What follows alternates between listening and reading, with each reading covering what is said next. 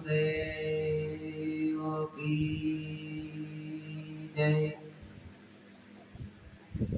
रामचंद्र भगवान की जय। श्री पंचमुखी हनुमान जी महाराज की जय। सिद्धराम देव जी महाराज की जय। कृष्ण कन्हैया लाल की जय। ओम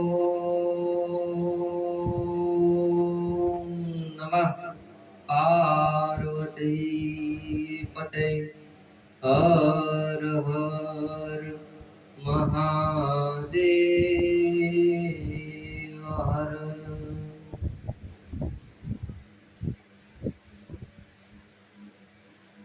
અહીંયા ઈશ્વરનગર ચિત્રા શિક્ષર રોડ પાણીની ટાંકી સામે 2 દિવસથી આપણે શ્રી રામદેવ રામાયણનું ગાન કરી રહ્યા છીએ। અહીંયા પંચમુખી હનુમાનજી મહારાજના સાનિધ્યમાં પરમાત્માના ચરિત્રના અમે અહીંથી ગાન કરી રહ્યા છીએ। તો સર્વે ધર્મપ્રેમી ભાઈઓ બહેનો આ પંચમુખી હનુમાનજી મંદિરે પધારી અને આ હરિરસનો સ્વાદ લેવા અચૂક પધારજો। बोलिए श्री हनुमान जी महाराज की जय। गुरु पद गावा स्नेहथी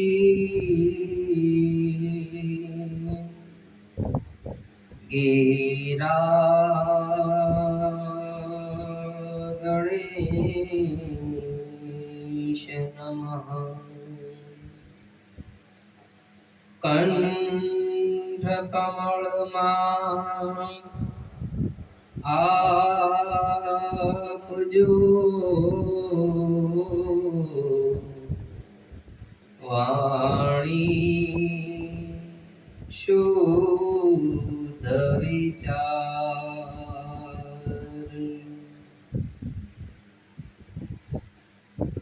आइए हनुमंत बिराजी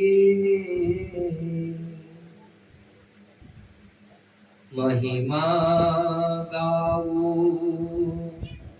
मति अनुसार। प्रेम सहित गादी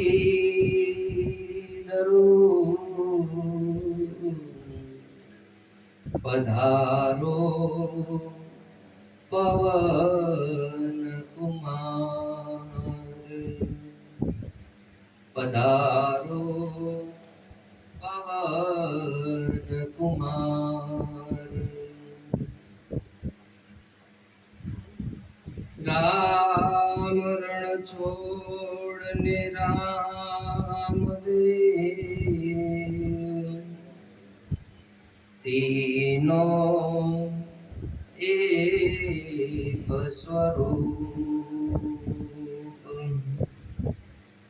श्री लाल कहे पावे बजो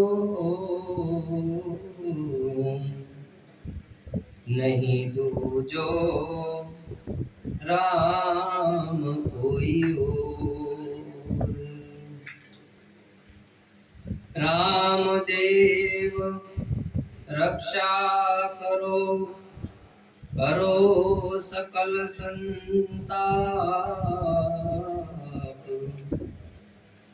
સુખ કરતા સમરથ ધણી જપો નિરંતર જાપ।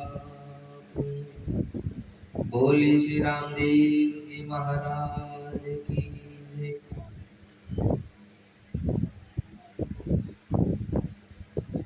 ભગવાન બાબા રામદેવજીના ગુણગાનનો આજે ત્રીજો દિવસ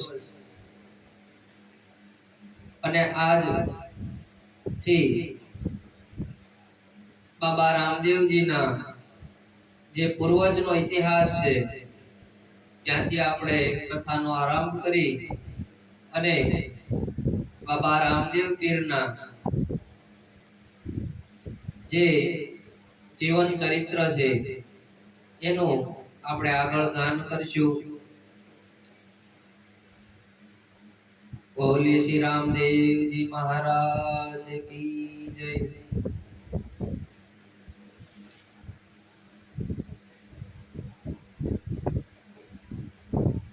તો રામદેવજી મહારાજને આપણે પેલા ભાવથી વધાવી અને પછી આપણે તેમના દિવ્ય ચરિત્રનું અહીંથી ગાન કરશું। કે રામદેવ રામદેવ ન કળંગી રામદેવ રામદેવ રામદેવ ન કળંગી રામદેવ ભક્તોએ સેવિયા હિંદવા પીરજી ભક્તોએ સેવિયા હિંદવા પીરજી ઓ રામદેવ ઓ રામદેવ ઓ રામદેવ ઓ રામદેવ રામદેવ રામદેવ ન કળંગી રામદેવ રામદેવ રામદેવ ન કળંગી રામદેવ નેજા ફરકાવ્યા નિજિયા ધર્મના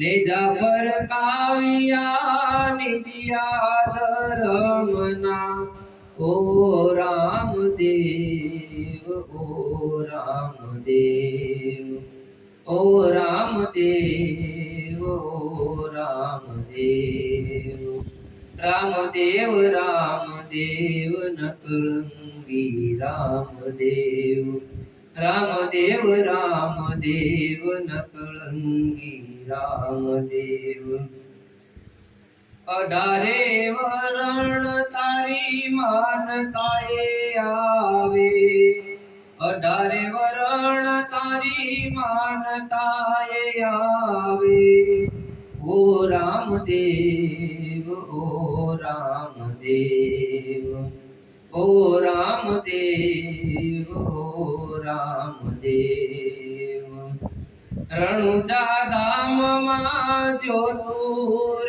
જળહળે રણુજા ધામમાં જ્યોતુર જળહળે ઓ રામદેવ ઓ રામદેવ રામદેવ રામદેવ ન કળંગી રામદેવ રામદેવ રામદેવ ન કળંગી રામદેવ।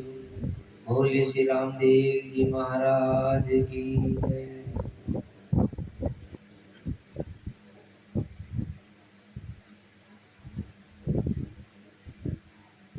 બાબા રામદેવજીને આ ધરતી પર અવતરણ શા માટે લેવું પડ્યું એની કથા આજે આપણે વિસ્તારવાર લઈએ।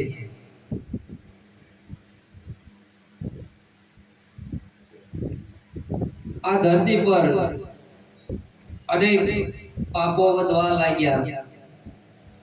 આ ધરતી પર સનાતન ધર્મને હાનિ થવા લાગી। હિન્દુત્વ જ્યારે વિખાવા લાગ્યું અને ત્યારે પરમાત્માને એમ થયું કે ખરેખર અત્યારે મારી આ ધરતી પર જરૂર છે, માટે પરમાત્મા એવી લીલા કરે છે અને એ લીલા એવી દિવ્ય છે. એ લીલા સાંભળવાથી આપણા આદિ વ્યાધિ અને ઉપાધિ આ ત્રિવિધના તાપમાંથી હું ને તમે મુક્ત થઈએ. કે આદિ વ્યાધિ અને ઉપાધિ આ ત્રિવિધના તાપ આદિ છે એ અછતમાંથી ઊભી થતી એક ઉપાધિ છે. કે માણસ પાસે નથી અને પોતે મૂંઝાય છે ત્યારે આ ત્રિવિધના તાપમાં બળે છે.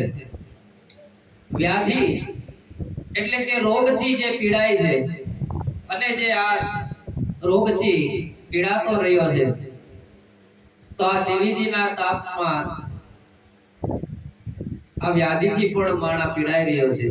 અને ઉપાધિ કે જે વસ્તુ છે અને માણસ દુખી છે તેથી પીડાતો રહ્યો છે. માટે પરમાત્મા ક્યારેક સંતો દ્વારા, ક્યારેક પોતે અવતાર લઈ અને આ માનવને આ ત્રિવિધના તાપમાંથી ઉગારવા માટે આ ધરતી પર અવતાર લે છે. આજથી 1000 વર્ષ પહેલાની આ વાત છે કે દિલ્હી પર તોમર વંશી રાજપૂતો રાજા અનંગપાળજી રાજ્ય કરતા હતા. તેઓ ચંદ્રવંશી હતા. આ તોમર વંશમાં બાબા રામદેવજી થી 36 પેઢી પહેલા તોમર નામના રાજા રાજ્ય કરતા હતા.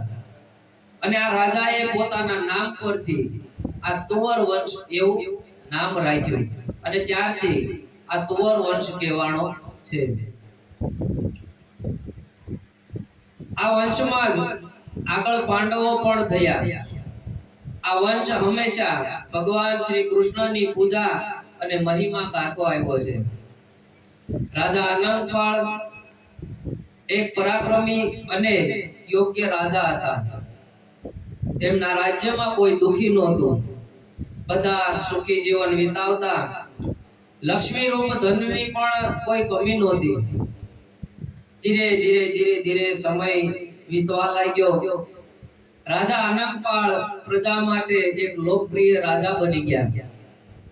બધું સારું હતું, પણ રાજાના કુળની શોભા વધારનાર કોઈ પુત્ર નહોતો. એટલે અનંગપાળ રાજા થોડા દુખી રહેતા હતા. આ અનંગપાળ રાજાને 2 કન્યા હતી. પુત્ર નહોતો, પણ 2 કન્યા હતી. એકનું નામ રાજકંવર અને બીજીનું નામ કમળાદેવી. આ રાજકંવરના લગ્ન કનોજના રાજા વિજયપાળ રાઠોડ સાથે કરવામાં આવ્યા અને કમળાદેવીના લગ્ન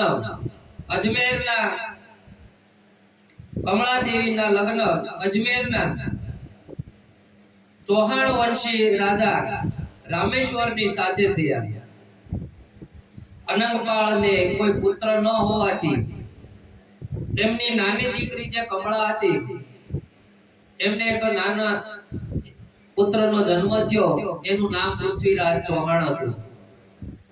આ પૃથ્વીરાજ ચૌહાણને પુત્ર માની અને અનંગપાળ રાજાએ પોતાની પાસે રાખ્યો અને તેને ખૂબ ભાવ પ્રેમથી એક પુત્રની જેમ તેનો ઉછેર કરવા લાગ્યા છે.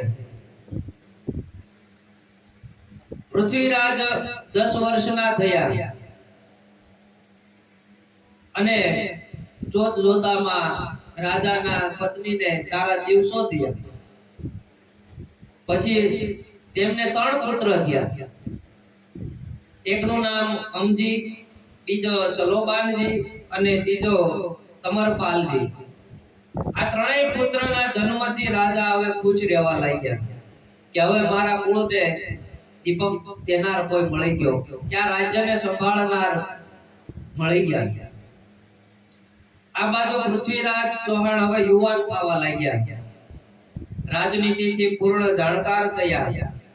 પણ આ અનંગપાળના 3 પુત્રોને જોઈ અને પૃથ્વીરાજ થોડાક મૂંઝાવા લાગ્યા, કારણ કે એને દત્તક લીધા હતા.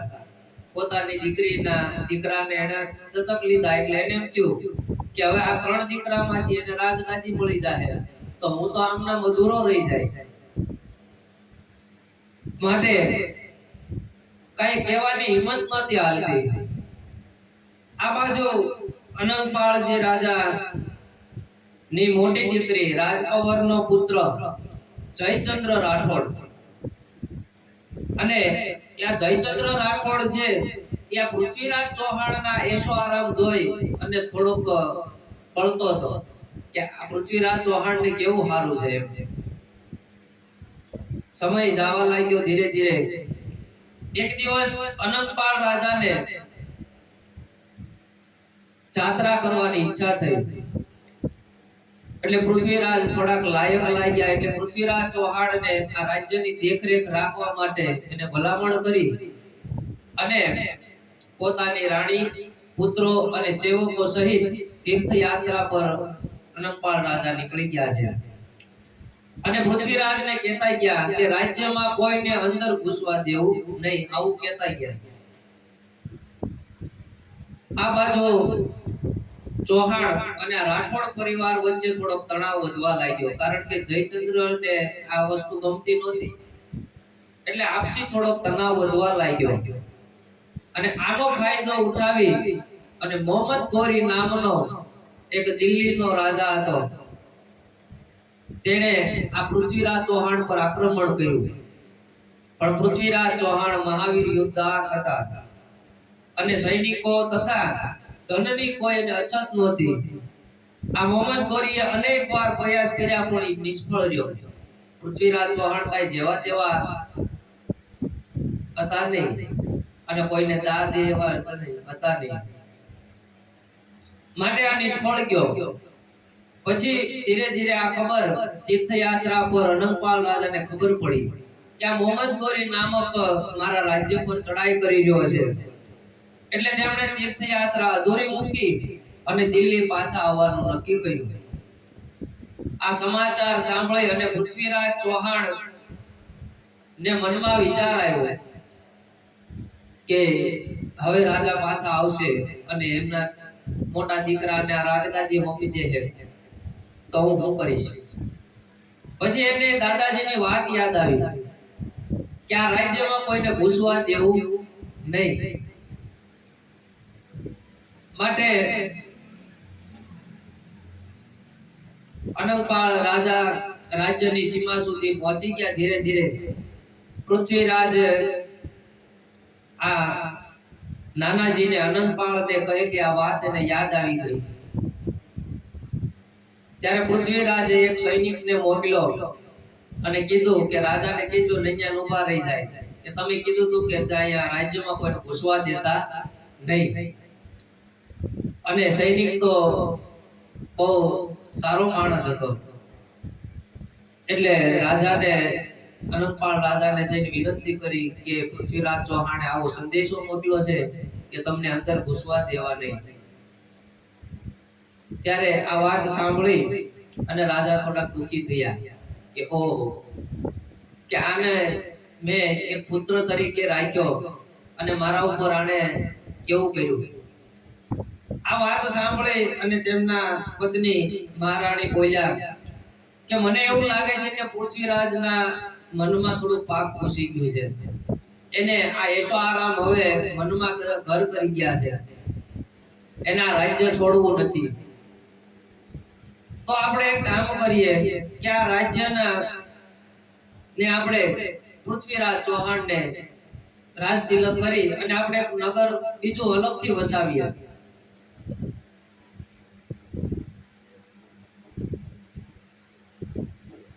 ત્યારે પૃથ્વીરાજ ને દિલ્હીનો ઉત્તરાધિકારી આપણે નિયુક્ત કરી દઈએ.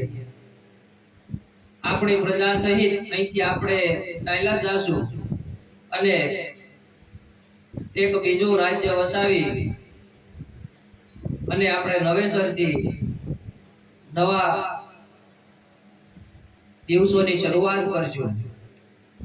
પૃથ્વીરાજને આ વાતની ખબર પડી કે મને રાજ તિલક કરવાના છે, એટલે રાજ્યમાં આવવા તો દીધા, પણ એક અતિથિ તરીકે આવવા દીધા. અનંગપાળ રાજાને પોતાના જ રાજ્યમાં એક અતિથિ તરીકે એને આવવા દીધા અને અતિથિ માનીને એનું સ્વાગત કર્યું અને સેવકોને હુકમ કર્યો કે આપણા મહેલમાં નહીં પણ એને અતિથિ ગૃહમાં રાખો. માણસને પૈસાનો કેવો લોભ જાગ્યો છે કે પૈસો કેવા પાપ કરાવે, માનવતા વિસરાવે છે. પાપ તણા ડુંગર ખડકીને નૈતિકતા અબડાવે છે. પૈસો કેવા પાપ કરાવે. આ પાપ મારા ને તમારા મનમાં જે વાસ કરી જાય છે કે આ મારું છે, આ મારું છે, આ પાપ આ કરાવે છે. આપણી ઈચ્છાઓ આપણને પાપ કરાવે છે. માટે કોઈ જગતની આ લૌકિક ઈચ્છાઓ બહુ રાખવી નહીં, નકર આપણને પાપ તરફ ધકેલશે.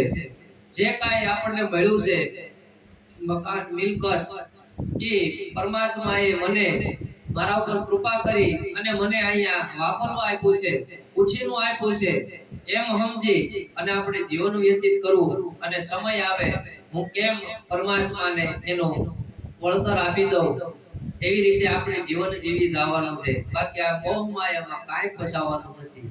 કોઈ હારે લઈ નથી ગયો અને લઈ નથી જવાનું. પછી તો પૃથ્વીરાજ ચૌહાણને આનો ભોગવવું પડ્યું છે. આગળ આપણે કથામાં આવે છે કે અતિથિ ગૃહમાં રાખ્યા અને પૃથ્વીરાજે પાછું લેખિત કરાવી લીધું કે આ રાજ્ય મને સોંપો છો એમ.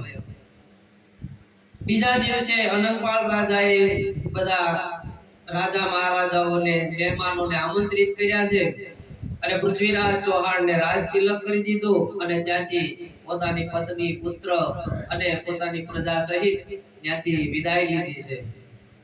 દિલ્હી છોડી અને અજમેરની પાસે નરેના આવી. નરેના નામનું એક નગર આવી અને અલગ રાજ્યની સ્થાપના કરી. આ બાજુ મોહમ્મદ ગોરી જે પહેલા ચડાઈ કરી હતી એને મનમાં ખટકો હતો કે હવે તો પૃથ્વીરાજ એકલો પડી ગયો છે, એટલે એના માસીનો દીકરો જે જયચંદ્ર હતો ને એની હારે એને મિત્રતા કરી લીધી. જયચંદ્રને એક તો આ પૃથ્વીરાજ ચૌહાણના એસો આરામ ગમતા નહોતા, એટલે જયચંદ્ર સાથે આ મોહમ્મદ ગોરીએ મિત્રતા કરીને એમ કીધું કે હું તને આ રાજ્યને બધું અપાવું, પણ આપણે બે મિત્ર બનીને આપણે બે ચડાઈ કરી અને બે ભેગા મળી અને પૃથ્વીરાજ ચૌહાણ ઉપર ચડાઈ કરી છે. 18મી વાર પૃથ્વીરાજ ચૌહાણ પર આક્રમણ કર્યું અને આ યુદ્ધ છે 3 મહિના હાલ્યું.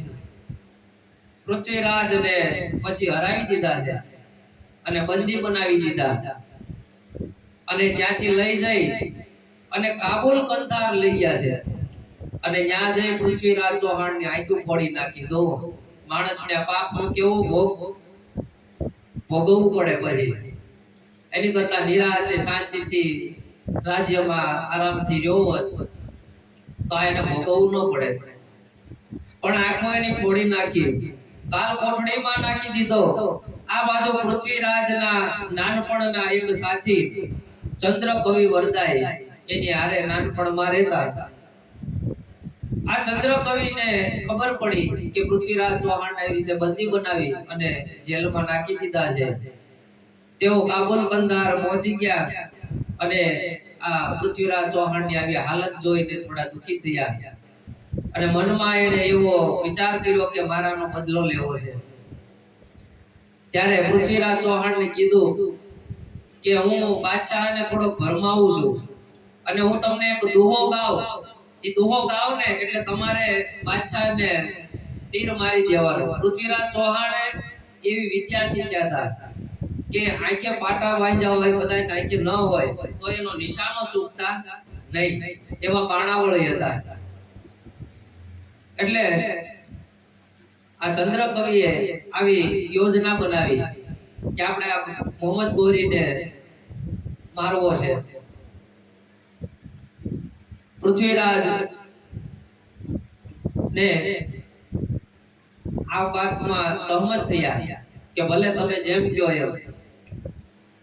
પૃથ્વીરાજ આંધળા છે છતાં નિશાન લગાવવામાં માહિર છે એવી વાત આ મોહમ્મદ ગોરીને આ ચંદ્ર કવિએ કરી. બાદશાહને જઈને કીધું કે તમે ભલે ની આંખ ફોડી નાખી પણ એ બાણ ચડાવવામાં બહુ તેજ છે, માહિર છે. એટલે બાદશાહ હસવા લાગ્યો કે આવું કાંઈ હોય નહીં. એટલે ચંદ્ર કવિ કે તમને વિશ્વાસ ન આવતો હોય તો આપણે એકવાર એની કસોટી કરી જો. પૃથ્વીરાજ ચૌહાણ કાંઈ જેવો તેવો રાજા નથી. એટલે બાદશાહ એને સહમત થયો કે ભાઈ આંધળો તો હું તીર મારવાનો છે. ત્યારે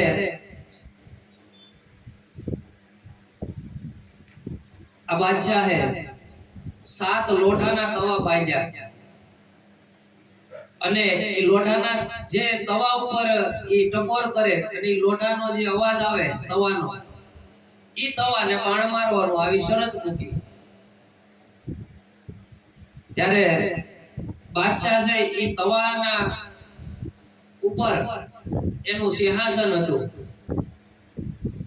અને એને તવાને જોરથી ટકોર કર્યો અને આ બાજુ અવાજ સંભળાણો પૃથ્વીરાજ ચૌહાણને અને તીર મારી જે તવાને અવાજ કર્યો તો ઈ જ તવો છેદી નાખ્યો. ત્યારે બાદશાહ ઊભો થઈ ગયો. સુભાનઅલ્લાહ, વાહ બાદશાહ વાહ એમ કહીને ઊભો થઈ ગયો. શાબાશ કે પૃથ્વીરાજ શાબાશ. અને આ ચંદ્ર કવિએ બરોબર ત્યારે દુહો છોડ્યો છે. બાદશાહ ઊભો થયો અને આ દુહો બોલ્યો છે એ 4 કોષ અને 24 ગજ અષ્ટ અંગુલ પ્રમાણ તાવ પર સુલતાન હે અરે મત ચોકે ચૌહાણ. એને એવી શાન કરી દીધી આ દોહા ગાય કે બાદશાહ છે એ ક્યાં બેઠો છે બતાવ્યું કે 4 વાસ અને 24 તસુ અને એની ઉપર અંગુલ અષ્ટ પ્રમાણ કે 8 આંગળ ઊંચો આવું બતાવી દીધું. અને પૃથ્વીરાજ ચૌહાણે તરત જ ત્યાં નિશાન માર્યું અને મોહમ્મદ ગોરીને મારી નાખ્યો. અને ત્યાંની પછી પ્રજા ત્યાંના એના જે બાદશાહના સૈનિકો હતા તેના પૃથ્વીરાજ ચૌહાણ અને આ બે કવિને ઘેરી લીધા અને ત્યાં જ બંને પોતાનો દેહ છોડી દીધો. પૃથ્વીરાજ ચૌહાણ અને આ કવિએ.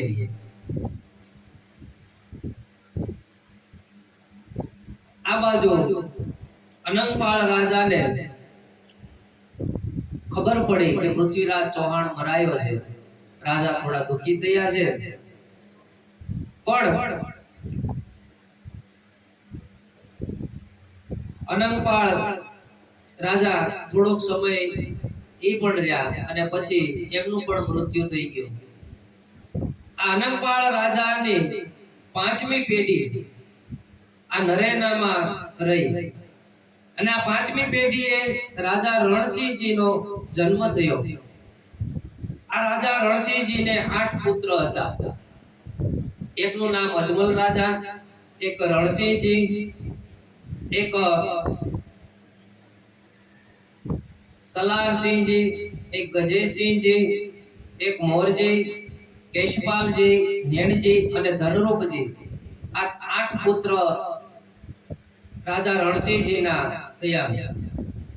આ રાજા રણસિંહજીને એક સાધુનો શ્રાપ લાગ્યો હતો કે તારા શરીરે કોઢ નીકળશે અને આ કોઢથી દુખી થઈ અને રાજા ઘર છોડીને ચાલ્યા ગયા છે. ચાલતા ચાલતા એક સહસા નામના ગામમાં કુવા પાસે જ્યાં બેઠા હતા ત્યાં એક સ્ત્રી પાણી ભરી અને જાતી હતી. એવામાં એના ગળામાંથી થોડાક ટીપા રાજાની માથે પડ્યા એટલે એને થોડીક પીડા ઓછી થતી હોય એવું લાગ્યું. એટલે એને કઈક ચમત્કાર લાગ્યો કે હું આ કોઢથી પીડાતો હતો એ મને થોડુંક એવો એને અનુભવ થયો કે કઈ પીડા ઓછી થાય છે, એટલે કઈ બોલતા નથી પણ એ સ્ત્રીની પાછળ પાછળ ધીરે ધીરે જાય છે. અને રણસિંહજી તેની પાછળ ચાલવા લાગ્યા. આ સ્ત્રી સંત ખીવણજીની પત્ની હતા. ખીવણજીએ ને ખબર પડી ગઈ કે આ રાજા પાછળ આવે છે અને તેનો સત્કાર કર્યો. જો કે સંત તો બધાને ઓળખી જાય એટલે એને આવતા જોઈ અને એનો સત્કાર કર્યો. આવો આવો, અમારા ઘરે મહેમાન ક્યાંથી અને ક્યાંથી આવો છો, આવી બધી પૂછપરછ કરી. રણસિંહજીએ પોતાની બધી હકીકત કરી કે મને આ રીતે શ્રાપ લાગવાથી મને કોઢ નીકળ્યા અને હું ઘરેથી ત્યાંથી નીકળી ગયો છું, પણ મને આ ટીપું અડ્યું પાણીનું, એટલે મને આનાથી પીડા ઓછી થઈ, એટલે હું આ ની પાછળ પાછળ હું આવ્યો છું. ત્યારે ખીવણજી તેને એક ઋષિના આશ્રમમાં લઈ ગયા અને રણસિંહજીને આશ્રમની બહાર ઊભા રાખી અને સમય ઋષિની પાસે ગયા.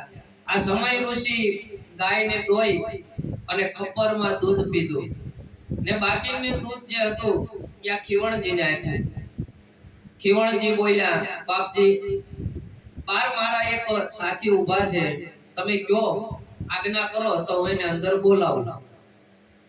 ત્યારે ઋષિએ કીધું છે કે મારી પાસે કોઈને આવવાની કોઈ રોકટોક નથી, પણ ગુરુદ્રોહી નો હોવો જોઈએ કે કોઈ સંતને દુભાયવા ન હોવા જોઈએ. હવે આ વાતની ખીવણજીને ખ્યાલ તો હતો, પણ કે આનું બધા દર્દ ઓછું થતું હોય તો આપણને શું વાંધો છે, માટે એને અંદર લઈ આવ્યા છે. અને કપરમાં જે દૂધ હતું એ ખીવણજી અને રણસિંહજીએ બેએ પીધું અને દૂધ પીતાની સાથે જ એનો રોગ મટી ગયો. ધીરે ધીરે ધીરે ધીરે કોઢ દૂર થવા લાગ્યો.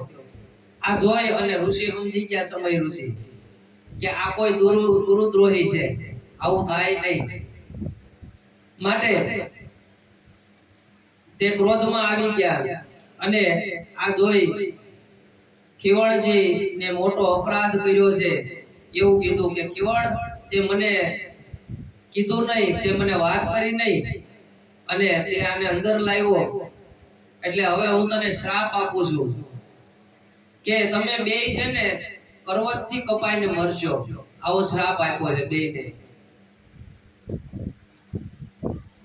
ત્યારે બંને ભાઈઓ આ સંતના ચરણમાં પડી ગયા કે ખીવણજી કે હું તો આનો દુઃખ દર્દ દૂર કરવા આપની પાસે લાવ્યો હતો, પણ અમને ક્ષમા કરો, અમે તમને ઓળખી નહીં ગયા.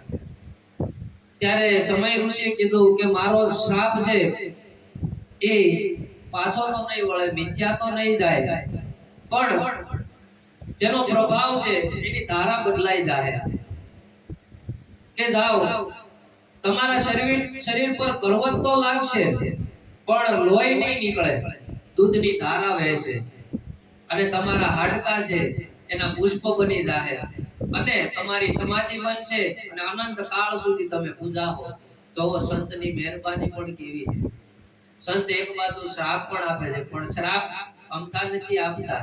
શ્રાપ છે એ કોઈ ને દુભાવ આપે એટલા માટે નહીં, પણ ઉદ્ધાર કરવા માટે. જે જે ઋષિ મુનિઓએ શ્રાપ દીધા છે પાછળ એનો ઉદ્ધાર જ થયો છે. એટલે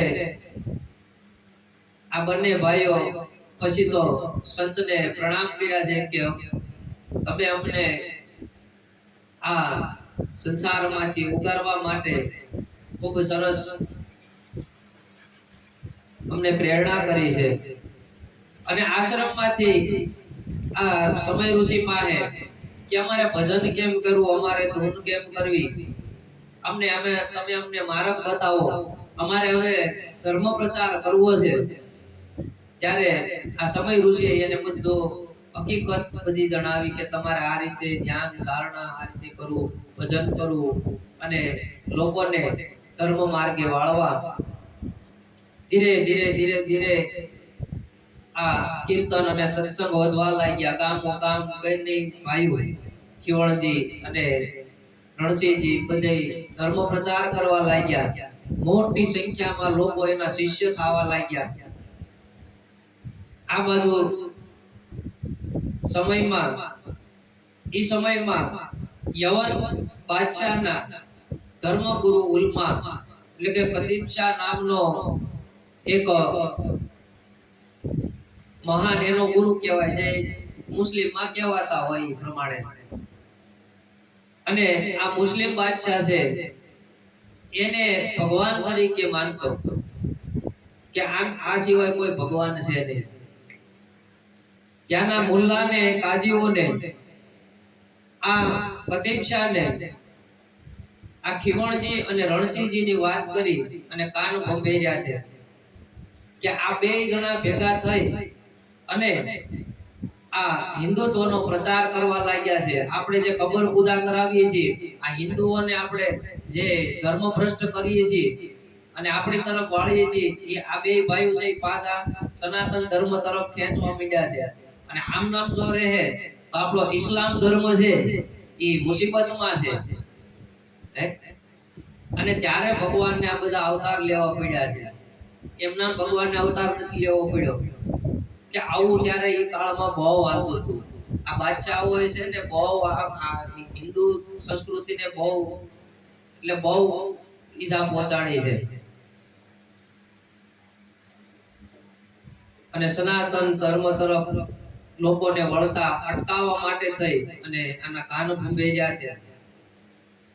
આ વાતની બાદશાહને ખબર પડી અને આ રણસિંહજી અને ખીવણજીને દરબારમાં બોલાવ્યા છે કે તમે બે ભેગા થઈને અમારા ઇસ્લામ ધર્મને તમે લુપ્ત કરી રહ્યા છો, માટે તમને અમે સજા આપીએ છીએ. એટલે ખીવણજી અને રણસિંહજીએ કીધું કે અમે કાઈ એવું કરતા નથી, પણ અમે અમારા ગુરુની આજ્ઞા છે અને અમારે જે ધર્મ પ્રચાર કરવાનો છે, સનાતન ધર્મ જે યુગોથી આયલો આવે છે. સનાતન એટલે આપણે એમ કહીએ છીએ કે સનાતન ધર્મ, પણ ખરેખર ધર્મ છે એ સનાતન છે. સનાતન એટલે કે અનંત યુગો પહેલા, અનંત કાળથી જે હતો, વર્તમાનમાં જે છે અને ભવિષ્યમાં જે રહે, એનું નામ સનાતન છે. આ બધા તો પછી નીકળ્યા, આ ઇસ્લામ ધર્મ ને ઈ પછી નીકળ્યા, પણ સનાતન ધર્મ તો આદિ અનાદિ કાળથી છે અને ઈ રહેવાનો છે અને રહેશે છે. પણ આ સંપ્રદાયો વાળાએ, આ વાડાબંધીઓ વાળાએ પોતાના મત ઉભા કરી અને સનાતન ધર્મને હાનિ પહોંચાડવાની કોશિશ કરી છે. માટે સનાતન ધર્મની તો જય રહેવાની જ છે. તમે એટલા ઉપાય કરી લે, પણ સનાતન ધર્મ એ સનાતન ધર્મ જ રહેવાનો છે. માટે આ ખીવણજી અને રણસિંહજીને એમ કીધું કે જો તમારે બચવું હોય તો તમે અમને તમારી પીરાઈ બતાવો, તમારો પરચો બતાવો. એ લોકો પરચાને પીરાઈ કહેતા, આપણે અહીંયા સિદ્ધિ કહીએ એમ ઈ લોકો એને પીરાઈ કહે. આપણે સંત કહીએ, એ લોકો સંતને પીર કહેતા. શબ્દનો ફેર છે, બાકી બીજો કાંઈ ફેર નથી. એટલે રણસિંહજીને કીધું કે તમારે એમાં જો પીરાઈ હોય તો અમને બતાવો. અને આ કદીમ શાહ છે એ બહુ ચતુર હતો અને કદીમ શાહને કીધું કે જો અમે પીરાઈ બતાવીએ તો કદીમ શાહ તારી પીરાઈ બતાવવી પડશે બાદશાહને. એટલે કદીમ શાહ પછી હલવાણો કે હારો હું તો ભગવાનની જેમ પૂજાવું છું, પણ મને કાંઈ આવડતું નથી. જો ન આવડતું હોય ને ત્યારે આવે હલવાની થાય. માણસને પૂજાય આવું બધે આમ કીર્તિ વધી જાય, પણ જ્યારે હાસો સિંહ સામો આવે ને તઈ ખબર પડી જાય. એકવાર એવું થયું હતું કે એક રાજકારણી હતો અને આમ કંટાળી ગયો હતો, વારંવાર ફોર્મ ભરે પણ આવે નહીં, તો બજારો કંટાળી ગયો. તે એક સર્કસ વાળા કીધું ભાઈ કઈ કામ હોય તો મને આપો ને. તો કે કામ છે ઈ કે એક કામ કર કે તારે છે ને સિંહ નું ખોળિયું પહેરી લેવાનું, હું તને ખોળિયું આપીશ અને તારે લોકોનું મનોરંજન કરવાનું, અમને પૈસા પાસ મળશે તને એમાંથી કઈક દેવું, કે ભલે કાંઈ વાંધો નહીં. એટલે પાંજરામાંથી બહાર કાઢ્યો, માંડ્યો આમાં સિંહની જેમ હાલવું કરવાના, આમ હાલે આમ હાલે. લોકોને એમ થયું કે ઓહો આ તો સિંહ આવ્યો. પછી તો બે ચાર એવા પ્રોગ્રામ ગયા એના. પછી એકવાર સાચો સિંહ આવ્યો ત્યાં, અને સાચો સિંહ ગર્જના કરે એટલે આને તો પછી થઈ રહી, અને પછી ઊભી પૂછડીએ ભાગ્યો છે ત્યાંથી. એટલે આવું થાય સિંહ બનવામાં, જ્યાં હોય ત્યાં બહુ આગળ થવામાં હારા વાત નથી, બહુ પૂજાવામાં હારા વાત નથી. એ કરતા ચોખ્ખું કહી દેવાય કે ભાઈ જે કાંઈ છે એ આ છે. હું અત્યારે જે કાંઈ બોલું છું એ મારા ગુરુની કૃપા છે, મારા ગુરુની દયા છે. આમાં મને કાંઈ આવડતું નથી, બરાબર. આ તો જે કાંઈ હું શીખ્યો છું એની પાસેથી જાણ્યો છું એ હું તમને કહું છું. હું અહીંયા વેચવા નહીં પણ વહેંચવા આવ્યો છું, કે મને જે જ્ઞાન મળ્યું છે, મને જે મારા ગુરુની પ્રસાદી મળી છે, હું તમારી આગળ વહેંચું છું. બાકી મારી પાસે બીજું કાંઈ છે નહીં. તો આવું ઘણીવાર થાય. એટલે બહુ જ્યાં હોય ત્યાં આપણે આગળ પડતું થવામાં બહુ સારા વાત નથી, ક્યારે ઘટાઈ જાય. એટલે આ પછી કદીમ સાહેબ હલવાણો કે હારું આ તો આપણી આમાં કસોટી થઈ જાય, એમાં તો મરવું પડે એવું હતું. જો એ પીરાય ન બતાવે તો એને પાછા સજા કરે. અને આ બે પાછું માંગ્યું એવું કે જો બાદશાહને કીધું તમે કરવત મગાવો અને અમારા શરીરને ઊભા સીવી નાખો. જો અમારા શરીરમાંથી દૂધની ધારા નીકળે અને અમારા હાડકા જો પુષ્પ બની જાય તો તમારે અમારી સમાધિ અહીંયા બનાવવી પડશે. અમારા ગુરુએ વચન આપ્યું છે. એટલે બાદશાહે આ કરવતી મગાવી છે, અને કરવતી લગાવતા જ બંનેની શરીરમાંથી દૂધની ધારા નીકળી છે અને પુષ્પ નીકળ્યા છે. અને ત્યાં તો જય જયકાર થઈ ગયો. જય અલકધણી, જય અલકધણીનો જય જયકાર થયો. બોલી શ્રી રામદેવજી મહારાજ કી જય. તો આ ગુરુનો પ્રતાપ છે. જો ગુરુ કૃપા થાય ને તો આવું બની શકે. પણ આપણે સાચા શ્રદ્ધા ભાવથી, સાચા વિશ્વાસથી જો ગુરુ ભક્તિ કરીએ તો આપણને આવું અભય પદ મળે, નિર્વાણ પદ મળે. એટલે આ બેના શરીરમાંથી આ દૂધની ધારા વહી અને પછી તો કદીમ શાહને લીધો છે રાજાએ, બાદશાહે, કે તું ખોટો છો. અને પછી એને સજા કરીને એને મોતની સજા મળી. જો બીજાને પરીક્ષા લેવામાં પછી એને મરવું પડ્યું. અને પછી બાદશાહે આ બંનેની સમાધિ બનાવી, અને સમાધિ બનાવી અને અત્યારે પણ હાલમાં જ્યાં આ રણસિંહજી અને કિવણજીની સમાધિ છે ત્યાં દૂધ અને ફૂલ ચડાવવા લોકો હજી પણ જાય છે. આ બાજુ રણસિંહજીના 8 જે પુત્ર હતા એ નરેના ગામમાં રહેતા હતા. ત્યાં અલાઉદ્દીન નામનો એક બાદશાહ આ 8 પુત્રો ઉપર આક્રમણ કર્યું છે.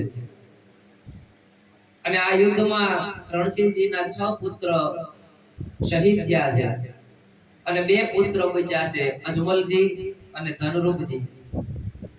આ બંને ભાઈઓ નરેના છોડી અને ઉડુ કાશ્મીર આવીને વસ્યા છે. ઉડુ કાશ્મીર રણુજાથી 132 કિલોમીટર દૂર છે.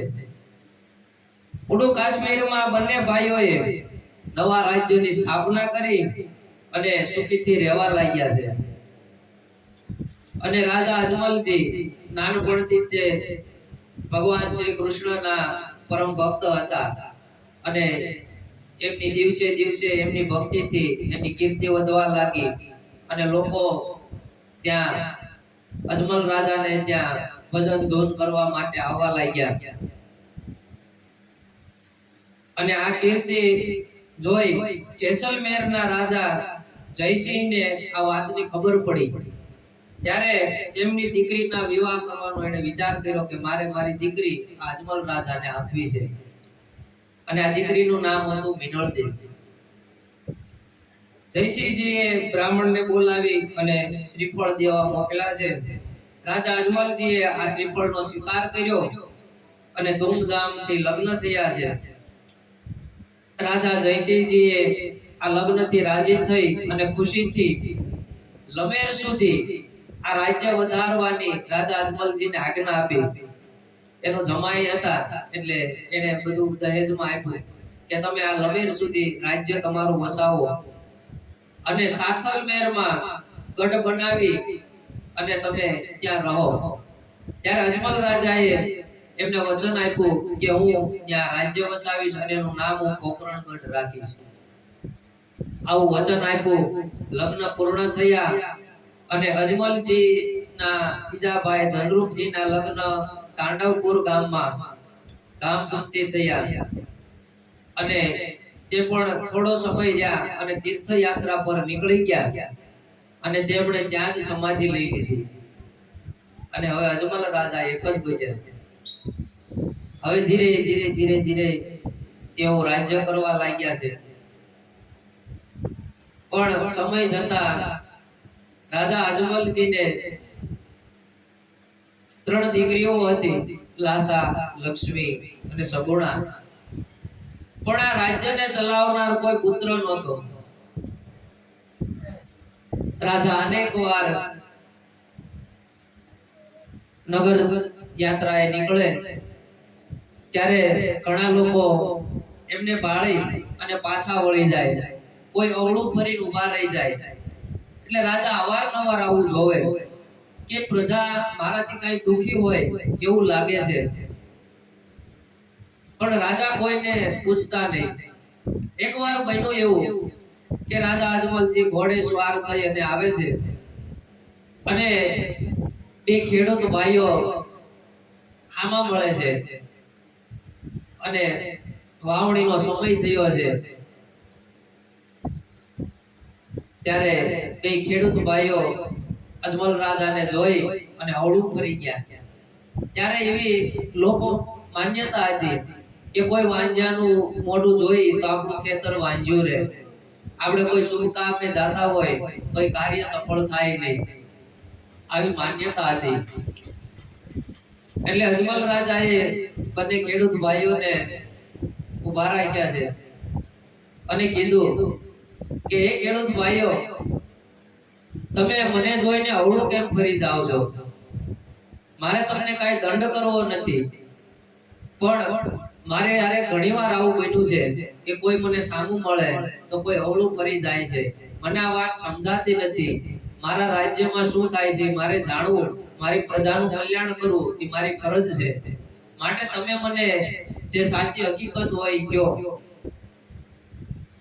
એટલે ખેડૂત ભાઈઓ કે તમે અમને અભય વચન આપો તો અમે તમને વાત કરીએ. અમે તમારી રૈયત કહેવાય, અમારાથી આવું બોલાય નહીં. ત્યારે અજમલ રાજા કે હું તમને અભય વચન આપું છું કે જે હોય એ મને સત્ય કયો. હું તમને કઈ દંડ નહીં કરું, પણ મારે જાણવું છે. એટલે બંને ખેડૂત ભાઈઓ કે અમે એવું સાંભળ્યું છે કે ખેતરમાં વાવણી કરવા જતા હોય અને કોઈ જો વાંજ્યાના સુકન લઈને જાય તો આપણું ખેતર વાંજ્યું રહે. એટલે અજમલ રાજા કે ભાઈઓ હું વાંજ્યો નથી. મારે તો 3 દીકરીઓ છે, લાસા, લક્ષ્મી અને સગુણા. હું વાંજ્યો કઈ રીતે છું? રાજા, તમારી વાત સાચી છે, પણ દીકરી તો બારકી થાપણ છે. આજ નહીં તો કાલ પોતપોતાને ઘેર ચાલી જાય. પણ બાડો, બોબડો, લૂલો, લંગડો કોઈ પુત્ર હોય તો આ રાજ્યને સંભાળે, નકર એક દિવસ આ રાજ્યને તાળા દેવા છે. માટે અમે અત્યારે વાવણી કરવા જતા હતા, પણ અમે અમારા વડીલો પાસેથી આવું સાંભળ્યું છે એટલે અમે પાછા વળ્યા છીએ. એટલે રાજાએ કીધું કે ભલે કાઈ વાંધો નહીં, પણ કાલે સારા સુકન લઈ અને તમારે મોજથી વાવણી કરજો. રાજા ત્યાંથી નીકળી ગયા છે. ધીરે ધીરે રાજા મહેલ આવી અને ઉદાસ થઈને બેઠા છે. મિનળદે રાજાને જોઈ અને કીધું કે કેમ ઉદાસ બેઠા છો?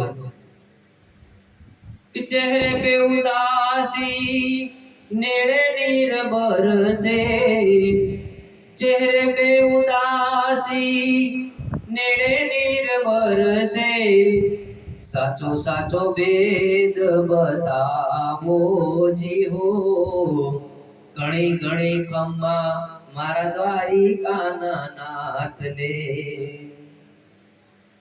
बाबा तारो पारन पायो जीવો, ઘણી ઘણી ખમ્મા મારા દ્વારિકાના નાથને. ત્યારે અજમલ રાજા હું કહે છે કે નગરી ચાલો એ જાવે જા બોલે, નગરી ચાલો એ જાવે જા બોલે, મને વાંજીડો કઈને બોલાવે જી હો, ઘણી ઘણી ખમ્મા મારા દ્વારિકાના નાથને.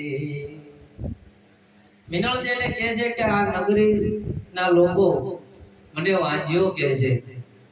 મિનળદે કે આપણે તો ત્રણ ત્રણ દીકરીઓ છે, આપણે કઈ રીતે વાંજ્યા? રાજા અજમલજી કહે છે કે તમારી વાત સાચી છે, પણ આ રાજ્યને સંભાળનાર જો કોઈ પુત્ર હોય તો આપણે પ્રેમથી ભક્તિ કરી શકીએ, નકર આ રાજને એક દિવસ તાળા દેવા છે, આ રાજને કોણ સંભાળશે? ત્યારે મિનળદેવજી કહે છે તમારી વાત સત્ય છે, કે એવો મિનળદે કહે છે સ્વામી અમે પુત્ર વિના, ઓજી એવો મિનળદે કહે છે સ્વામી અમે પુત્ર વિના, એ જી મનડા મારા રે મુજાય,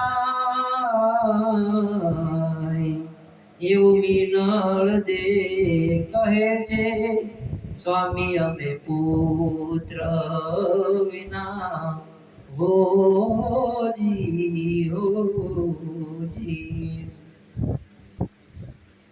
એટલે રાજા અજમલજીએ વિચાર કર્યો કે હવે હું પુત્ર માટે દ્વારકા જઈશ અને ભગવાનને વિનંતી કરીશ અને આપણા ઘરે પારણું બંધાય. રાજા અજમલજીએ આખા રાજ્યમાં જાણ કરી છે કે હું દ્વારિકા જવાનો છું, જેમને આ સંઘમાં જોડાવવું હોય એ આ સંઘમાં જોડાય અને પુત્ર પ્રાપ્તિ માટે દ્વારિકા જવાનું છે. એટલે નગરના લોકો રાજી થઈ ગયા કે આપણા રાજા તો આવા શુભ કાર્ય માટે જાય છે, માટે આપણે એમને સહાય કરવી જોઈએ.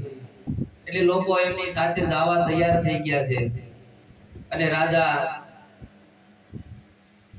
આ સંઘ લઈ અને ધીરે ધીરે ધીરે ધીરે દ્વારિકા પહોંચ્યા છે. દ્વારિકા જઈ અને મોજડી નથી ઉતારતા અને એમ નામ સીધા મંદિરમાં ઘૂસી ગયા છે. મંદિરમાં ઘૂસી અને ભગવાનના ચરણમાં પડી ગયા છે કે તારે મને આ માટે જ જન્મ દીધો તો, હવે હું શું કરું? મારા પુત્ર વગર મારે શું કરું? પણ અજમલ રાજા તો પરમ ભક્ત હતા.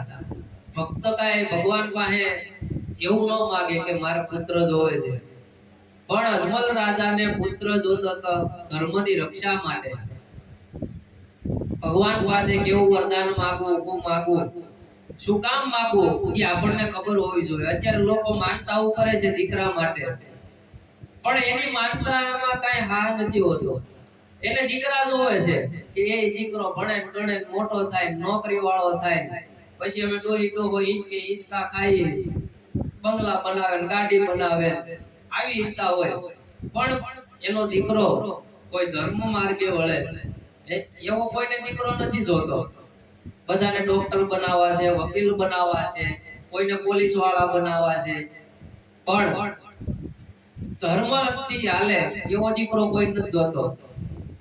ભલે 2 નંબરી ધંધા કરીને પણ નોટું છાપવો જોવે આપણો દીકરો, બંગલા બનાવવો જોવે. આવા દીકરા બધાને જોતા છે. પણ ખરેખર ભગવાન પાસે એવું ન મગાય. ભગવાન દીકરા આપે પણ કોઈ સાચા રસ્તે હાલે. તમારા દીકરાને ડોક્ટર બનાવો પણ કોઈ ગરીબ દર્દીઓ, દીન દુખીઓની સેવા કરે એવો ડોક્ટર બનાવો. આ તો મેડિકલમાં એનું કમિશન હાલતું હોય, અહીંયા કમિશન હાલતું હોય, લેબોરેટરીમાં કમિશન હાલતું હોય, તો આવા ડોક્ટરોની જરૂર નથી. વકીલ હોય તો આ પાર્ટીને ચડાવે, ઓલી પાર્ટીને ચડાવે, બે વકીલ પાછા મળેલા હોય, આ બેને ખાલી કરી નાખી, પછી પાછા બે કે હવે સમાધાન કરી નાખો બે. આવા પુત્ર કરતા વાંજ્યા રહેવું સારું. પણ આ સંસ્કાર ક્યારે આવે? નાનપણથી જો ભજન સત્સંગમાં ગયા હોય, આપણા બાળકોને ક્યાંય ભજન સત્સંગમાં લઈ જાય તો આ સંસ્કાર ઉતરે ખરી. પણ મા બાપને અત્યારે કેવો યુગ આવ્યો છે કે આમ ટાઈટ પેન્ટ પહેરવા જોઈએ, વાહડા જેવા પગ હોય, ટી-શર્ટ પહેરેલા હોય. આવા દીકરાને શું કરવા છે? આવું જીવન તો પશુ પક્ષી જીવે છે. પશુ પક્ષી સવારે જાગે છે, એમના બચલાઓ માટે આ ખાધા ખોરાકી લેવા જાય છે, આજે ઈ માળા બનાવે છે, આપણે ઘર બનાવીએ છીએ, આજે ઈ હુએ છે, ઈ ખાય છે, બધું કરે. તો આપણું જીવન પશુ જેવું છે.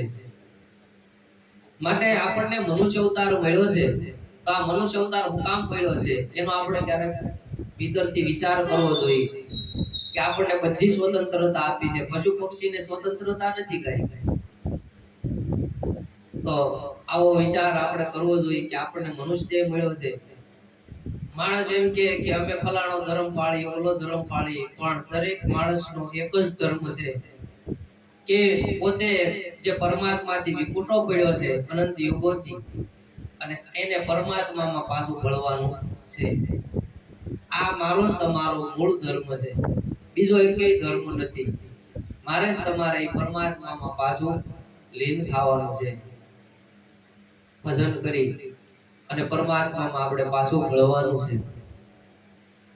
એટલે અજમલ રાજાને કાંઈ આ રાજ્ય સંભાળવા માટે પુત્ર નહોતો જોતો, પણ એક ભેરવાન રાક્ષસ નો ત્રાસ હતો. અને આજે બાદશાહો હતા એ ધર્મ ભ્રષ્ટ કરી રહ્યા હતા, હિન્દુ ધર્મની સંસ્કૃતિને વેર કરી રહ્યા હતા. એટલે એને પુત્ર પ્રાપ્તિ માટે એને દ્વારિકાનાથના ચરણે જવું પડ્યું છે. એટલે ભગવાનના ચરણમાં પડી ગયા છે. પૂજારીઓ વિચાર કરે છે કે અહીંયા દર્શને આવનાર તો ઘણા જોયા છે, આ કોઈ નોખી નવાઈનો આવ્યો છે, આવો મેં ક્યાંય ભાળ્યો નથી કે ભાઈ મોજડી નથી કાઢતો અને એમ નામ જોડાવો તો આવી ગયો છે. કે કોણ છો તમે? તો કે ભાઈ હું અજમલ રાજા છું અને હું ભગવાનને મળવા આવ્યો છું. ભગવાન ક્યાં છે? તો કે આય કેવા ભગવાન? આ તો અહીંયા મૂર્તિ છે અને અહીંયા જે કાઈ પ્રસાદ બધા ધરી જાય એ અમે એમાં શરીક આવી, બાકી અહીંયા કાઈ ભગવાન છે નહીં. અને હકીકતમાં પૂજારીઓને ક્યાંય ભગવાન મળ્યો એવું હજી સુધીમાં ઇતિહાસ કહે છે. ભલે 24 કલાક મંદિરમાં હોય પણ કોઈ પૂજારીને ભગવાન મળ્યો નથી. આ તો સાચા હૃદયનો જેનો ભાવ હોય એને ભગવાન મળે, જરૂર મળે. પણ એકવાર આપણે હૃદયથી નક્કી કરી લઈએ કે મારે ખરેખર પરમાત્માને પામવા છે, અને પરમાત્માને પામવા માટે ધ્યાન કરવું પડે. તમે રોજ કલાક સવારમાં જાગી અને જ્યાં આંખો બંધ કરી અને ધ્યાન કરો તો ધીરે ધીરે આપણા મનના વિચારો છે એ શૂન્ય થતા જાય. અને શૂન્ય થાય ને ત્યારે તમને એક નાદ સંભળાય. જે નાદ આ વિશ્વમાં ગુજી રહ્યો છે એ નાદ તમને ઝીણો ઝીણો સંભળાય. એનું ભજન આવે છે એ જી મને ઝીણો ઝીણો નાદ રે સંભળાય, ગુરુજી મારા આવે છે. એ જી એની સવારીના સુર રે સંભળાય, ગુરુજી મારા આવે છે. તો પરમાત્મા એક જ્યોતિ સ્વરૂપ છે. જેને જેને મળ્યા છે એ જ્યોત સ્વરૂપે મળ્યા છે. કોઈ પરમાત્માના દેહને નથી જોયો. પરમાત્મા દેહી નથી. પરમાત્મા આ દેહથી પર છે. એટલે જેને જેને ભગવાન મળ્યા છે, નરસિંહ મહેતા કયો, મીરાબાઈ કયો, જય કયો, એમને બધાને જ્યોતિ સ્વરૂપે મળ્યા છે. એટલે અજમલ રાધા ભગવાનને કહે છે કે તારે સાંભળવું છે કે નથી સાંભળવું? ભગવાન કાંઈ મૂર્તિ કાંઈ બોલે? મૂર્તિમાંથી જવાબ ન મળે. અત્યારે લોકો મૂર્તિ પૂજાને બહુ માને છે. મૂર્તિ પૂજા ખોટી નથી. મૂર્તિ પૂજા છે, પણ એ મૂર્તિમાં નથી પડ્યું રહેવાનું. આપણે કેમ નાનું બાળક હોય એને તમે પેલા નિશાળે ન જાય એટલે એને પેલા બાળ મંદિરમાં મૂકી જાવ છે, રમકડા ને એવું રમાડે, રમત રમાડે એટલે બાળક સ્કૂલે જતા શીખે, ઘરથી છૂટું પડતા શીખે. એમાં મંદિરો છે, પૂજા પાઠ છે, એ રમકડા છે. ઋષિ મુનિઓએ આપણને રમકડા આપ્યા છે. તમે આમાં રમો એટલે આપણું મન છે એ પરમાત્મા તરફ દોરાય. એટલે મૂર્તિ પૂજા પછી મૂર્તિ પૂજામાં નથી પડ્યું રહેવાનું. પછી ઈ નિરંજન નિરાકાર ને ઓળખવાનો પ્રયાસ કરવાનો. તો ગોરખનાથે હું કીધું કે પથ્થર પૂજે તો ભગવાન મિલે ને તો મોટો પહાડ પૂજવું. તો પથ્થર પૂજવાથી ભગવાન મળતો હોય ને તો મોટો પહાડ પૂજવું. એટલે પથરા પૂજવાથી ભગવાન નથી મળતો. હા, જો તમારી નિષ્ઠા હશે ને તો પથ્થરમાંથી પ્રગટ થાય, પણ નિષ્ઠા આપણી પાકી હોવી જોઈએ. અજમલ રાજાની નિષ્ઠા હતી તો ભગવાને એને શાંત કરી. અને પૂજારીએ કીધું કે તમારે જો ભગવાનના દર્શન કરવા હોય તો એ આયા નથી, આમે દરિયો છે ને ઈ દ્વારિકા એમાં ડૂબી ગઈ, ભગવાન એમાં ડૂબી ગયા છે. તમારે તો દર્શન કરવા હોય તો એમાં ઠેકડો મારો, ભગવાન ક્યાં છે? આયા નથી. એટલે અજમલ રાજા ભગવાન માટે જે થાળ લાવ્યા હતા, લાડુ લાવ્યા હતા અને હાથમાં જારી હતી, તો કે આ ભગવાન નથી? તો કે ના ના, આ ભગવાન નથી. એટલે છૂટો જારીનો ઘા કર્યો છે મૂર્તિ માથે. એટલે મને આ જવાબ નથી દેતો હે ને. મારે આવો ખોટો ભગવાન નથી જોતો. અને કાંઈ જોયું નહીં, વિચાર્યું નહીં, અને સીધો દરિયામાં ધુક્કો મારી દીધો છે. તો એવું મને કરી અજમલ રાજા કયા દરિયામાં ધુક્કો માર્યો તો? અને દરિયામાં કોઈ ધુક્કો માર્યો હોય પાછો આવે ખરી? પણ આ સંતો સમજાવવા માંગે છે કે પૂજારી નામ ગુરુ. તમે કોઈ ગુરુના શરણે જાઓ કે મારે પરમાત્મા રૂપી દીકરાને પ્રગટ કરવો છે. આપણે કાલ વાત કરી કે જેની ભીતર ભક્તિ રૂપી દીકરો પ્રગટ નથી થયો એ છતે દીકરે વાંજ્યો છે. એમ અજમલ રાજા અને આ ભક્તિ રૂપી દીકરા માટે ગયા હતા. એટલે પૂજારી છે એ ગુરુ રૂપ છે. પૂજારીએ કયા દરિયામાં કીધું કે તમારા દિલ દરિયામાં ડૂબકી મારો તો ભગવાન તમને ત્યાં મળે. કે દિલ દરિયામાં દેના ડૂબકી મોતી લેના ગોતી. આ દિલ દરિયામાં તમે ડૂબકી મારો ને એટલે પરમાત્મા તમને ત્યાં મળે. એટલે અજમલ રાજાએ દિલ દરિયામાં ડૂબકી મારી હતી, ઓલા સમુદ્રમાં નથી ડૂબકી મારી. તો કઈ પાછા થોડા આવે. પણ આ બધી લોક વાયકા ને બધું છે, પણ અધ્યાત્મ આવતું આ કે છે અધ્યાત્મ જ્ઞાન છે એ અલગ છે. નગર તો બધા આ ડોશી પુરાણ જેવું થઈ જાય. માણસને સાચું સમજાય નહીં ત્યાં સુધી હાયા પાડવી પડે. દરિયામાં ડૂબ્યા હોય તો એમાંથી બહાર કેમ આવ્યા? માણસ વિચાર તો કરે ને. ભોળાનાથ ની કથામાં એક એવું આવે છે કે પાર્વતીજી એનો મેલ ઉતારી અને ગણપતિ પૂતળું બનાવ્યું ને ઓખાનું પૂતળું બનાવ્યું અને પછી એને સજીવન કર્યા અને એને કીધું ગણપતિને કે તમારે બાર પહેરો ભરવાનો છે, હું અંદર સ્નાન કરવા જાઉં છું, કોઈ અંદર આવવા નહીં દેવાના. અને માતાજી સ્નાન કરવા જાય છે, ભોળાનાથ આવીને ઉભા રહે એટલે ગણપતિ એને આવવા નથી દેતા. અને ભગવાન ભોળાનાથ ત્રિશૂળથી એનું ધડથી મસ્તક અલગ કરી નાખે અને પછી પાછું હાથીનું મસ્તક ચડાવે ને એવી કથા છે ને. તો હવે હાથીનું મસ્તક ક્યાં મોટું, આ બાળકનું મોઢું ક્યાં? આવું માણસ કોઈ વિચાર જ નથી કરતો. કથાકારો મીંડા છે આંખવા જ છે, મીંડા છે આંખવા જ છે. કે કઈ જાનવરનું માથું ત્યાં ફીટ થાય ખરી? અને ભોળાનાથ છે એ તો અંતર્યામી હતા, 3 લોકનો નાથ છે. તો એને એટલી ના ખબર હોય કે આ બાળક કોણ છે એમ. પણ કથાકારો મીંડા છે, જીકમ જીક જ બોલાવે અને માણસો પણ સાંભળવા વાળું વાહ બાપુ વાહ. એટલે આવું થાય, સમજે નહીં. કીધું કાંઈક ને કર્યું કાંઈક. અખા ભગતના ચાપકા કોઈ સાંભળ્યા હોય તો કે કીધું કાંઈક ને કર્યું કાંઈક ને આંખનું કાજળ ગાલે કહીશું. કથા સાંભળી અને પૂજા કાન કે આંધળો સસરો સરંગટ હોવ એમ કથા સાંભળવા હાલ્યા હો. આંધળો સસરો સરંગટ હોવ એટલે કે હારો તો આંધળો છે પણ ઓલી હોવ થોડી આંધળી હતી. હવે એને ખબર છે ખારા બાળકા નથી, પછી એને લાશ કાઢવાની ક્યાં જરૂર છે. એટલે હારાએ કીધું કે આપણા ગામમાં કથા હાલે છે તો મારે સાંભળવા જાવું તો ઓ બટા મને મૂકી જાવ ને. તે એને લાશ કાઢી, આય બધી લાશ કાઢી અને હારાનો હાથ પકડીને હાલી જાય છે, હાલી જાય ઠમક ઠમક ઠમક. આગળ વહુ ને પાછળ હારા. હવે લાશ કાઢેલી એટલે આગળ કાંઈ દેખાણું નહીં અને આગળ ખાય છે. વહુય ગઈ હારોય ગયો.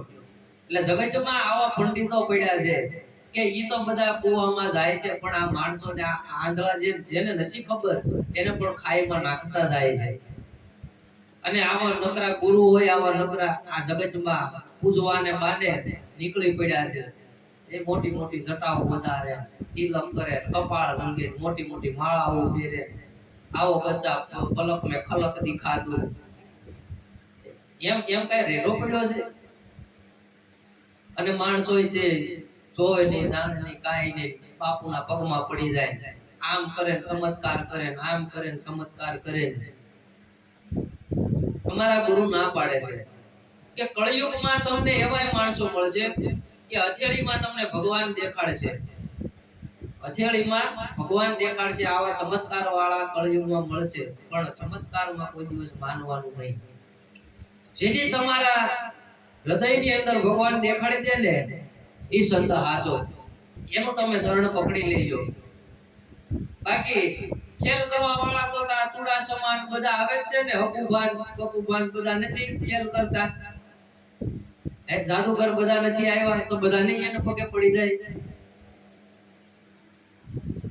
આમ કરે ને લાલ આમ હાથમાંથી કંકુ કરે. હમણાં વચમાં દશામાનું બહુ આવ્યું, એક બેન બહુ ધૂણે ત્યાં દશામાની મૂર્તિ છે ને એને ત્યાંથી કંકુ કરે છે. તો ભાઈ તો કંકુની ફેક્ટરી બનાવી નાખો. કંકુ જો કરતું હોય તો ફેક્ટરી બનાવી નાખો. આમ હાથમાં દીવા મૂકે, આમ આમ દીવા કરે. એ ક્યાં જરૂર છે? ભગવાન ક્યાં તમને કહે છે? પણ આ તો પોતાની કીર્તિ વધારવા માટે, પોતાને પૂજાવવા માટે આવા ડોળ કરે છે કે હું કઈક દેખાડું. નાળિયેરમાંથી કઈક ઓલું કાઢે, પેલું કાઢે. આ બધી અંધશ્રદ્ધા છે. એટલે આમાં કોઈ દિવસ ફસાવું નહીં. પરમાત્માનું ભજન કરવું અને પરમાત્મા જે તમને માર્ગ બતાવે એ માર્ગ હાલ્યું. એટલે અજમલ રાજાએ દિલ દરિયામાં ડૂબકી મારી છે. ડૂબકોની મારતાની સાથે નગર જોયું છે અને આ નગરમાં એને દ્વારિકા ના દર્શન થયા છે. દ્વારકા નગરીના દર્શન કરી અને જેવા અંદર પ્રવેશ કરે છે એટલે ભગવાન આમાં લેવા આવ્યા છે. બોલો એની કમાણી કેવી છે કે ભગવાન એને હામાં લેવા આવ્યા છે. અને ભગવાનને જોઈ અને અજમલ રાજા જ્યાં મોજડી કાઢવા જાય છે એટલે કૃષ્ણ ભગવાન ના પાડે છે કે ભક્તરાજ મોજડી કાઢવાની જરૂર નથી. મોજડી ઉતારવી, મોજડી એટલે વેકરી વાણી કાઢવા જેવું છે. તમે તો ધર્મ કાર્ય માટે આવ્યા છો, તમે તો પરમાર્થ માટે આવ્યા છો, માટે તમારે કાંઈ મોજડી કાઢવાની જરૂર નથી. તમે તો મારા પરમ ભક્ત છો. પધારો પધારો. અને અજમલ રાજાની આગતા સ્વાગતા કરી છે. ત્યારે અજમલ રાજાએ કીધું કે હું અહીંયા એમના નથી આવ્યો ભગવાન, પણ હું પુત્રની પ્રાપ્તિ માટે આવ્યો છું. એક મારો સ્વાર્થ છે અને એક બાજુ મારો પરમાર્થ છે. કે સ્વાર્થ એ છે કે મારા ઘરે કોઈ અજવાળું કરે એવું છે નહીં, માટે આપ જેવો દીકરો જો મને મારા ઘરે જન્મ ધારણ કરે તો મારું વાંજ્યા મેળું મટે. એટલે કૃષ્ણ ભગવાન કે પરમાર્થ શું છે? તો કે પરમાર્થ એ છે કે અત્યારે પૃથ્વીલોક ઉપર આ ધર્મ ભ્રષ્ટ થઈ ગયો છે અને ભૈરવ રાક્ષસ નામકનો બહુ મોટો ત્રાસ છે. માટે કોઈ એવા દેવી પુરુષને મારા ઘરે અવતાર ધારણ થાય. એટલે કૃષ્ણ ભગવાને એને કીધું કે જાઓ તમારા ઘરે પુત્રનો જન્મ થાય. એટલે અજમલ રાજા રાજી થયા પણ પાછા વળ્યા કે હું અહીંથી આવ્યો તો હું ભગવાનને જ માંગી લઉં તો પુત્ર તો આપ્યો. અજમલ રાજા કે ભગવાન તમે મને પુત્ર તો આપ્યો છે પણ મારે પુત્ર જેવો તેવો નથી જોતો, મારા પુત્ર તો તમારી જેવો જોવે છે. તો ભક્તો કેવું માંગે છે ભગવાન પાસે? માંગતાય આવડવું જોઈએ. ઘણાને માંગતા ન આવડતું હોય તો ઊંધું થાય. આવું બને. એક જણાને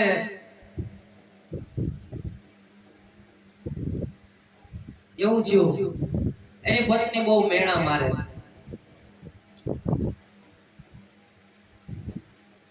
એક બ્રાહ્મણનો દીકરો અને એની સામે એનાથી ચડિયાતું એક જણો હાઈ ક્લાસ મકાન બનાવ્યું અને થોડાક દીમાં રૂપિયા વાળો થઈ ગયો. એના ઘરે ખાવા ખીચડી નહોતી અને આને ઈર્ષ્યા થઈ કે આના ઘરે થઈ કેમ ગયો આ બધું. એટલે એની પત્ની મેણા મારે કે જો સામે વાળાને કેવું બધું સારું થઈ ગયું, આપણે કાંઈ છે? કે આપણે ભગવાનને જે દીધું છે ને એમાં રાજી રહેવાય, આપણે કાંઈ બીજું કરાય નહીં. આપણું જીવન નિર્વાહ હાલે છે, આમાં શું વાંધો છે? નહીં કે એને જે કહ્યું તમે જાઓ એની પાસે ને પૂછો તમે શું ધંધો કર્યો. એટલે ઓલો ગયો દાજ નો માર્યો કે ભાઈ મારી ઘરવાળી આવી રીતે હેરાન કરે છે, તમે શું કર્યું? તો કે હું તો મેં કાંઈ કર્યું નથી, ભોળાનાથની ભજન કર્યું ભોળાનાથનું અને ભોળાનાથ પ્રસન્ન થયા અને મારા બધું થઈ ગયું. એમ ભોળાનાથ પ્રસન્ન થયા? આવીને પત્નીને કીધું કે ભોળાનાથ એને પ્રસન્ન થયા ને આવું બધું થઈ ગયું, તમે દાવ ઉકળો કે ભજન કરો દાવ કે પણ તો કે તમને બધાને આ રાખશે કોણ? હતી અમે બધું કરી લેવું પણ તમે જાવ અહીંથી અને હટ પૈસા વાળા થઈને આવો. તો કે મારું ખાવા પીવાનું ઈ ત્યાં ટિફિન પોકી જાહે પણ તમે જાવ અહીંથી. એટલે બોલો કે અહીંયા ઘરે ખોટું આનો ઈ કે કંકાલ સાંભળો એની કરતા હું ત્યાં જઈને મંદિરે બેહીશ. એટલે મંદિરે બેહે ઘડીક થાય ને ઓમ નમઃ શિવાય કરે ને વળી પાછો હુઈ જાય. ટાઈમ થાય તો ટિફિન આવી જાય. અને ભગવાનને કરવું એવું. એક દિવસ ભોળાનાથ પ્રસન્ન થયા એને માગી કે બોલ તારા શું જોવે છે? તો કે મારી સામે ઓલો મારો પાડોશી રહે ને એની મારી ઘરવાળી કીધું છે કે એને દીધું એવું થયું. તો કે કાંઈ વાંધો નહીં, કે જા તને વરદાન આપું છું કે તું ઘરે જા અને જે પેલો શબ્દ બોલ એ તારે થઈ જાય કે તમ તારે પછી કાંઈ કે ભલે કાંઈ વાંધો નહીં. તો ભગવાન પાસે માંગતા આવડવું જોઈએ. અજમલ રાજાએ જે માંગ્યું આને ન આવ્યું માંગતા. મારે કે રૂપિયા થઈ જાય બંગલા થઈ જાય એવું એને મનમાં વિચાર્યું. એટલે ભોળાનાથ કે જા તું ઘરે જા જે પેલો શબ્દ બોલ એ થઈ જાય. કાંઈ વાંધો નહીં. રાજી થાતો ગયો અને આવ્યો આમાં હરખાતો એની ઘરવાળી જોઈ ગઈ, આવ્યા અને આવ્યાની સાથે ઓલાને ખાવાનું ન પૂછે કાઈ નહીં, લાવ્યા તમે લાવ્યા હું થયું હું ભગવાન હું કીધું, અને ઓલાનો મગજ ગયો, લાવ્યો તાર બાપના ભીસા, ફળિયામાં ભીસા, ઘરમાં ભીસા, ઓસરીમાં ભીસા, રહોડામાં ભીસા. કે આ બધું હું થયું? તો કે હું તને ઈ જ કહેતો તો મૂંગી મર. ભોળાનાથે કીધું તો કે તું જે પેલો શબ્દ બોલ નહીં થાય, પણ તું ઉતાવળી થઈ ગઈ. તો કે હવે શું થાય? કે હવે જાવ ભોળાનાથ પાસે પાછા. એટલે ભોળાનાથ કે હવે એક જ વરદાન મળે, તો કે હવે જે છે આ ભીસા પાછા લઈ ગયો. એટલે ભગવાન પાસે હું માંગું હું ન માંગું આ બધું આપણને આવડવું જોઈએ. સાચા ભક્ત છે ને ભગવાન પાસે લૌકિક વસ્તુ ન માંગે કે ભાઈ અમારે પુત્ર નથી, આમ નથી, અમારા ભાઈઓને આમ છે, અમારે ભણતું નથી, અમારે આમ છે, અમારા છોકરાને નોકરી નથી મળતી. પણ તમે ભજન કરો એટલે બધું થવા માંડે. ભજન કરવું એટલે કાંઈ ન કરવું. આપણું જીવન છે એ આપણા વિચારો ઉપર છે. તમે જેવા વિચાર કરશો ને એવું તમારું જીવન બનશે. આવું સંતો પાસેથી સાંભળ્યું છે. તમે જેટલા પોઝિટિવ વિચાર કરો ને કે મને ભગવાન મળ્યા છે, ભગવાનની મારા ઉપર કૃપા છે, મારા ઘરે તો હવે ખૂબ આનંદ લીલા લહેર છે, એટલે તમારે જોવું એક અઠવાડિયામાં તમારા ઘરમાં ફેરફાર થાય એ મારી ગેરંટી છે. કારણ કે મેં અનુભવ કર્યો છે. હું રોજ સવારે જાગી અને ભગવાનનો આભાર માનું. સવારમાં જાગી અને પથારીમાં જ ભગવાનનો આભાર માનવાનો કે હે પરમાત્મા, તમે કેવો સરસ મજાનો અમને મનુષ્ય દેહ આપ્યો છે. હવે અમે તમારું ભજન કરશું, અમે તમારી ભક્તિ કરશું. કેવું સરસ મને ઘર આપ્યું છે, મારી લાયકાત કરતા પણ તમે મને કેટલું બધું આપ્યું છે. આવો ભગવાનને આભાર માનવાનો. તમારા ઘરમાં શાંતિ થઈ જાય, કંકાસ છે મટી જાય, અને તમારા ઘરમાં જે ન થવાના કામ હોય ને ઈ થવા મળશે. પણ આવું પોઝિટિવ વિચારવાનું. જેટલો પોઝિટિવ વિચારશો ને એટલો કોરા તમારો વધશે, અને એટલા તમારા ઘરમાં પોઝિટિવ વસ્તુ થવા લાગશે. નેગેટિવ નહીં વિચારો, આમ થાય તેમ થાય ઓલું થાય એવું નહીં વિચારવાનું. સારું જ વિચારો. અને એક અઠવાડિયું આવું ટ્રાય કરજો. એક અઠવાડિયામાં તમારા ઘરમાં ફેરફાર દેખાય. તો આ આપણા વિચારોની શક્તિ છે. એટલે અજમલ રાજા કે મારે જો પુત્ર તમે આપો તો મારે તમારે જેવો. એટલે કૃષ્ણ ભગવાન કે હા ભક્તરાજ, મારી જેવો તો હું જ તે. મારી જેવો બીજો કોણ છે આ જગતમાં?